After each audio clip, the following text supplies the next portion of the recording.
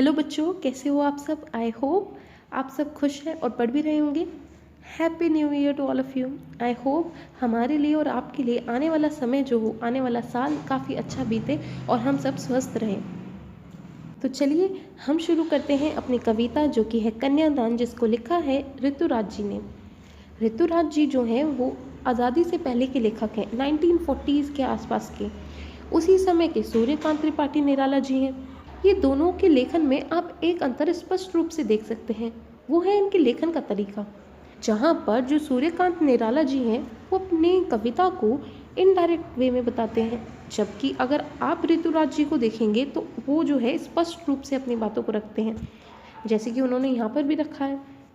ये जो बातें मैंने आपको बताई ये आपके बोर्ड के एग्ज़ाम में तो नहीं पूछी जाती हैं, लेकिन आने वाले टाइम में अगर आप क्लास 11th में ऑप्शनल लेंगे एज हिंदी, तब आपको ये सब चीज़ों को पढ़ना पड़ता है। तो मैंने आपकी एक्स्ट्रा नॉलेज के लिए बता दिया।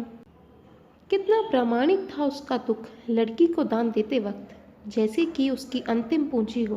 तो यहाँ पर ऋतुराज जी जो है माँ के बारे में बता रहे हैं कि माँ का जो दुख है उसको किसी सर्टिफिकेट की ज़रूरत नहीं, किसी प्रमाण की ज़रूरत नहीं है कि उसको कितना दुख हो रहा है जब उसकी बेटी की शादी हो रही है, वो अपनी बेटी का दान कर रही है उस वक्त, जैसे वही उसकी अंतिम पूंजी हो। तो माँ के लिए जो उसकी बेटी होती है वो एक पूंजी के समान होती है, जिसका उसने बचपन से लेके ख्याल रखा, उसका ध्यान रखा, उसे प्यार दिया और आज उसको दान में दे रही है। तो माँ के लिए यह दुख बहुत बड़ा है। लड़की अभी सयानी नहीं थी, अभी इतनी भोली सरल थी। तो अभी तो वह इतनी सरल है, इतनी भोली है, क्योंकि परिवार के बीच जो है पली है, तो उसके लिए तो सारी बाहर की दुनिया जो है वो अच्छी है, जबकि हकीकत में ऐसा नहीं होता। तो वो बोल रहे हैं कि वह तो अभी बहुत ज़्यादा भोली और सरल है। उसे सुख का आभास तो होता था, लेकिन दुख बाँचना नहीं आता था। और मैं आपको ये बता दूं, क्योंकि ये कविता आज़ादी से पहले की लिखी हुई है, तो आप समझ सकते हैं कि उस वक्त जो है बाल विवाह हुआ करता था। तो यहाँ पर ऋतुराज जी बताने का प्रयास कर रहे हैं कि अपने परिवार में, अपने घर में उसने सुखों को तो भोगा है, सुखों को तो देखा है, परंतु उसे अपने दुख को बांटना अभी तक नहीं आता। तो यहाँ पर तो बिना बताए माँ उसके दुख को समझ जाती है, परंतु शादी के बाद तो उसे अपने दुख को स्पष्ट करना पड़ेगा, बताना पड़ेगा, परंतु उसे तो अभी अपना दुख बताना ही नहीं आता। पाठिका थी वह धुंधले प्रकाश की, कुछ तुकों और कुछ लयबंद पंक्तियों की। तो आगे ऋतुराज जी बोल रहे हैं कि वह जो कन्या है वो एक पाठिका यानी एक छात्रा थी, एक धुंधले प्रकाश की, यानी उसे हाफ नॉलेज थी, जैसे कि कहते हैं इनकम्प्लीट नॉलेज थी।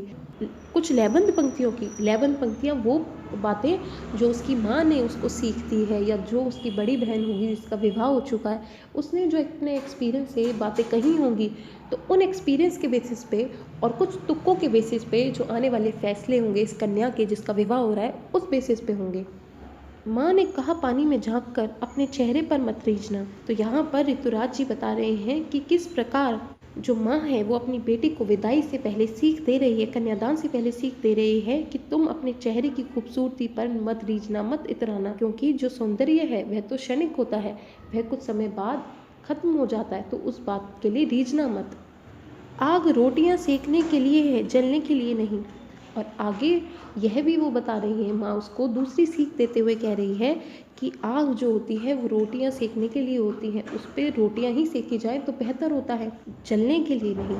यहाँ पर वो कह रही है कि आने वाले टाइम में तुम्हें जो है बहुत सारी जिम्मेदारियाँ मिलेंगी, तुम्हें दुख भी मिल सकता है, तुम परेशान भी हो सकती हो, तुम्हें कष्ट भी मिल सकता है। तो उस वक्त जो है तुम उस आग का अपने आप को कष्ट देने के लिए, जलाने के लिए प्रयोग मत करना। वस्त्र और आभूषण शाब्दिक ब्रह्मों की तरह बंधन है स्त्री जीवन के।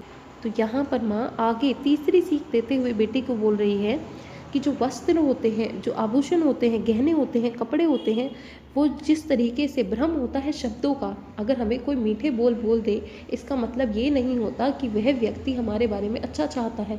मीठे मीठे शब्द बोलने से यह प्रमाण नहीं मिल जाता कि सामने वाला व्यक्ति आपका भला चाहता है।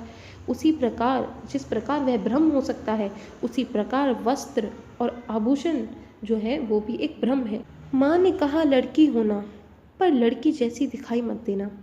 अब आखिर में सबसे बड़ी सीख जो है माँ अपनी बेटी को देती है कि तुम लड़की हो, लड़की की तरह बिहेव करना, लड़की की तरह जो तुम्हारे स्वभाव है उस तरीके से करना, सजना संवरना, या जो भी तुम्हारे शौक़ हैं, जो लड़कियों की सरलता है, कोमलता है उसको तुम रखना, परंतु लड़की की तरह दिखाई मत देना। माँ जो है वो बोल रही है कि ये पूरा जो समाज है वो लड़कियों को कमज़ोर समझता है, उन पर हक समझता है कि उनका उत्पीड़न कर सके, तो तुम जो है लड़की की तरह मत दिखाई देना, मतलब तुम जो है कमज़ोर मत दिखाई पड़ना, तुम मजबूत बन जाओ, तुम ऐसी दिखाओ कि तुम बहुत मजबूत हो ताकि तुम्हारा कोई उत्पीड़न, तुम्हारा कोई फ़ायदा ना उठा सके।